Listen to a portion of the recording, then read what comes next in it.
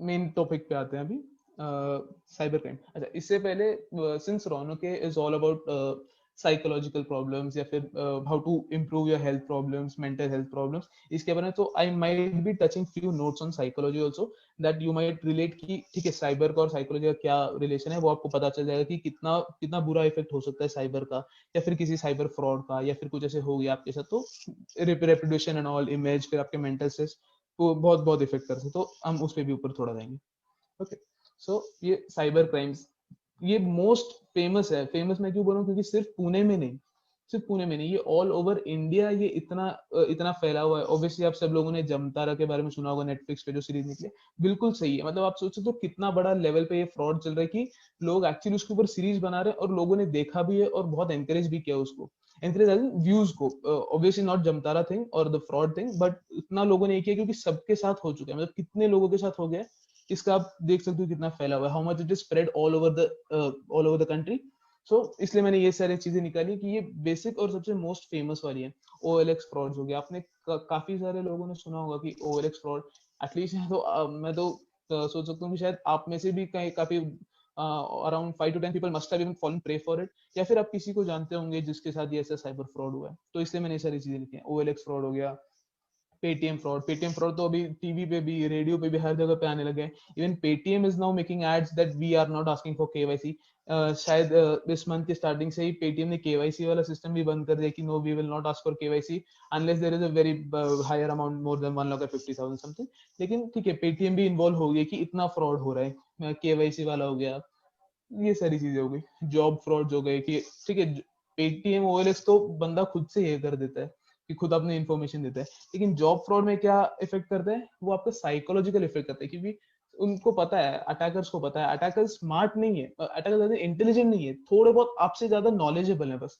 उनको पता है कि अगर जॉब कोई ढूंढ रहा है तो फिर वो ऑब्वियसली स्ट्रेस में रहेगा, टेंशन में रहेगा। और हमें तो पता ही है कि इंडिया में मीडिएटर्स कैसे काम करते हैं, राइट? जो कंसल्टेंसी वाले तो वो कैसे काम करते हैं, वो आप अगर आप बोल दो कि 1 महीने में जॉब लग जाएगी, तो people are ready to pay an number of amount of money. So आप सोच सकते हैं कि कितना बड़ा वो ये होता है, इसलिए वो आपकी बेसिक साइकोलॉजी पे ही अफेक्ट करते हैं, उसी को टारगेट करते हैं। देन मैट्रिमोनियल फ्रॉड्स, मैट्रिमोनियल पे उनको पता है कि चलो 24 to 28 वालों को टारगेट नहीं करेंगे क्योंकि इनको आसानी से इनकी शादियां हो जाती है, लेकिन 28+ हो गए, 30+ हो गए, एक तो शादी भी नहीं हो रही थी, उसका स्ट्रेस होता है। एंड देन बेसिक और फॉरमोस्ट थिंग होती है कि 30 के बाद तो सबका एक स्टेबल इनकम आ जाता है, तो फिर पैसों की भी कमी नहीं होती। मोटिव तो वही है कि आप OLX कर लो, OLX फ्रॉड हो जाए या फिर पेटीएम फ्रॉड हो जाए, the main motive of attacker is to gain money. आपको स्ट्रेस देकर या इससे आपको परेशान करके कोई कोई उससे कुछ उनका फायदा नहीं होने वाला, अनलेस एंड अनटिल वो आपको कोई फ्रेंड हो या फिर कोई जान पहचान वाला हो आपको परेशान करे, उसके सिवा नहीं होता। देन रैंसमवेयर, मालवेयर अटैक, ये तो थोड़े टेक्निकल हो गए, लेकिन हमने काफी सारी चीजें देखी हैं यहाँ पे, ऐसे केसेस भी देखे हैं जो कोर सिक्योरिटी में होकर भी उनके साथ ऐसे मालवेयर मालवेयर आ जाते हैं उनके सिस्टम में, उनका सिस्टम हैक हो जाता है। काफी एक एक नॉर्मल यूजर जिसके पास कुछ भी प्रिविलेज नहीं होता, उसके साथ अगर कुछ ऐसे मालवेयर अटैक हो जाए, वो पूरा कंपनी को कैसे इफेक्ट करता है, हमने ऐसा भी देखा है। तो फिर these are the most famous ones. Okay, then चलो एक केस स्टडी करते हैं कि OLX fraud, since it is so famous and we all must have heard about it, so that's why I am taking this as a case study. ठीक है, तो ये सारी चीजें तो एकदम आप पढ़ेंगे तो आपको पता चल जाएगा कि these all are basic psychological stuff, कि how does an attacker actually work और एक्चुअली टारगेट यू, ये बेसिकली उसे पता चलता है। तो स्टार्ट करते हैं।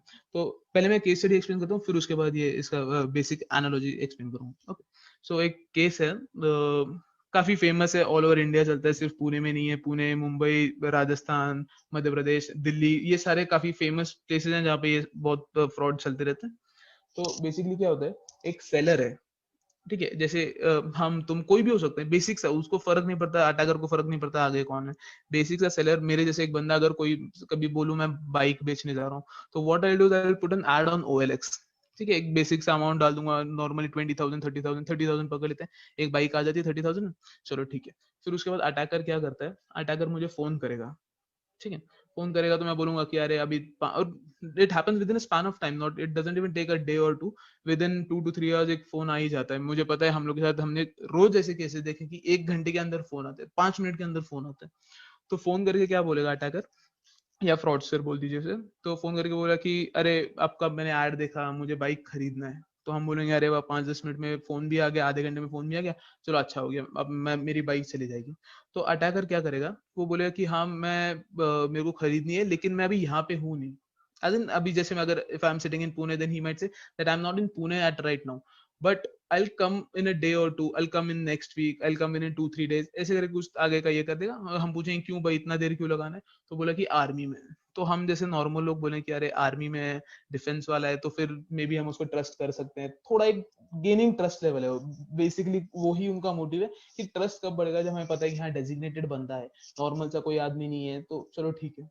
उसके बाद भी वो क्या करते हैं, ठीक है सर अभी आर्मी में प्रूव करने, ये नहीं बोलेगा कि सिर्फ आर्मी हूँ, सर मैं एक काम करता हूँ आपको ये व्हाट्सएप वाले नंबर पे आपको मेरा आईडी कार्ड भेज देता हूँ। देन फिर वो आपको आईडी कार्ड भेजेगा, आप चेक कर लोगे, अरे हाँ ये XYZ नाम है, आईडी कार्ड पे भी XYZ नाम है, हाँ ये तो सेम बंदा है, चलो फिर अच्छी बात है, हमारी तरफ से देश सेवा भी हो जाएगी। तो आगे पता चलेगा देश सेवा होगी कि नहीं होगी, लेकिन हमें हमारा मन तो यही होता है।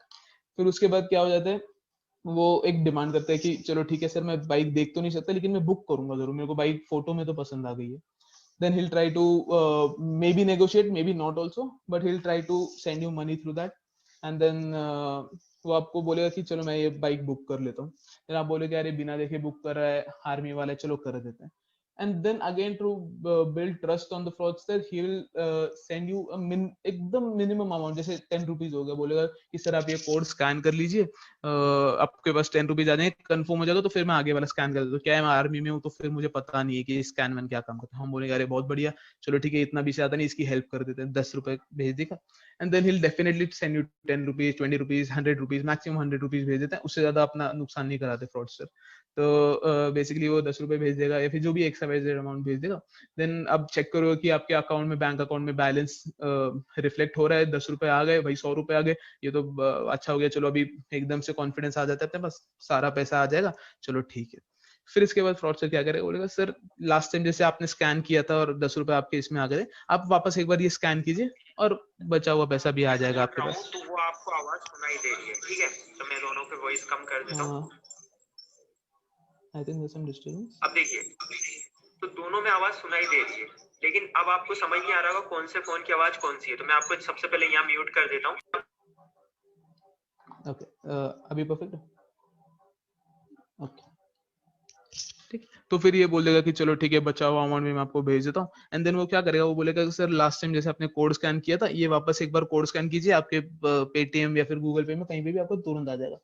एंड दिस टाइम भी आप खुश करो तो चलो बचा हुआ अमाउंट आ गया, बंदा 2-3 दिन में बाइक भी लेकर चला जाएगा, मेरा टेंशन खत्म हो गया, पैसा भी मेरे पास आ गया।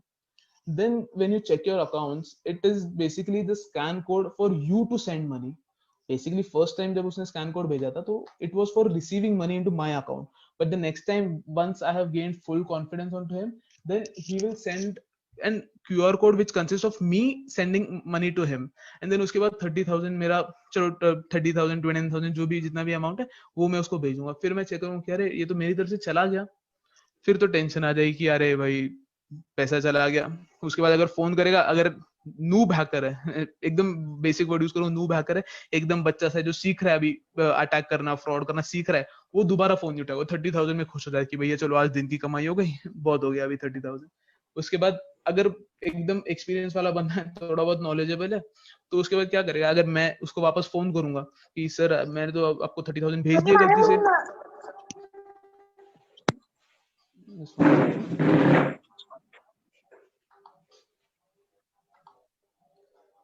तो नेक्स्ट टाइम क्या होगा, फिर मैं उसको भेजूंगा 30,000 रुपीज और बोलूंगा कि अरे सर मैं खुद बोलूंगा क्योंकि वो तो आर्मी वाला है, वो तो फ्रॉड नहीं कर सकता, इसलिए मैं बोलूंगा सर मेरी तरफ से गलती से आपको चले गए शायद 30,000। तो फिर बंदा बोलो कि अरे सॉरी सर चले गए पैसे, एक काम करता हूँ मैं आपको नया QR कोड भेजता हूँ, आप मेरे को उस पर स्कैन करके भेजिए। फिर बोलेगा अरे बंदा ये तो अच्छा है, चलो फोन उठा भी लिया, फ्रॉड से तो थोड़ी फोन उठाता। Next time then he again sends a QR code which again contain the same link to send money from my account to his account, and then again after the transaction I checked my account and then again 30,000 deducted. Then there comes the tension part, right? So उसके बाद मैं क्या करूंगा, 60,000 चले गए, अब क्या होगा, मैं फिर उसको फोन करूंगा। उसके बाद भी अगर मिड लेवल का फ्रॉडस्टर होगा तो फिर नहीं उठाएगा फोन, बोलेगा 60,000 दिन के ठीक है। उससे भी प्रो लेवल का आदमी होगा तो फिर भी फोन उठाएगा, बोलेगा कि हाँ सर 30,000 प्लस 30,000 60,000 तो आ गए मेरे में, एक काम करता हूँ मैं आपको 60,000 सारे वापस भेज देता हूँ, आप ये फिर से QR कोड स्कैन कीजिए। हम बोलेंगे कि चलो ठीक है भैया 60,000 एक बार आप आ जाए, बचा हुआ पैसा बाद में आप दे देना। चलो ठीक है, फिर से अगेन क्यूआर कोड स्कैन करेगा, फिर से मैं सेंड करूंगा, 60,000 फिर से डिडक्ट हो जाएंगे। एंड देन इसके बाद थर्ड टाइम के साथ तो मेरे को पता नहीं, अगर कोई बेवकूफी होगा कि उसको फोन करेगा, अरे चलो फोन कर भी दिया और वो शायद वो भी बेवकूफी होगा कि अगर वो फोन उठाएगा चौथी बार और फिर आपको क्यूआर कोड के लिए बोलेगा, तो मुझे तो नहीं लगता होगा। तो बेसिकली ऐसा हो जाता है एंड देन आपके ऑलमोस्ट 61.2 लाख आपके चले गए। एंड ट्रस्ट मी, ये पैसा वापस नहीं आता। हमने इतने सारे केसेस देखे हैं, इतने सारे बंदे किए हैं, लेकिन इसमें से एक पैसा भी वापस नहीं आता। And there comes the very tension part कि अभी 1,20,000 नॉर्मल भी किसी आदमी से बहुत हो जाता है और फिर वो तो रिकवर करना बहुत मुश्किल हो जाता है। And then even if you catch the fraudster, वो बोले कि मेरा पैसा है ही नहीं, मेरे पास पैसा ही नहीं है, आप मेरे को जेल में डाल दो। बेसिक सी चीजें यही होती है ओएलएक्स फ्रॉड में। एंड 90% ऑफ केसेस ऐसे ही होता है क्यूआर कोड स्कैन की वजह से।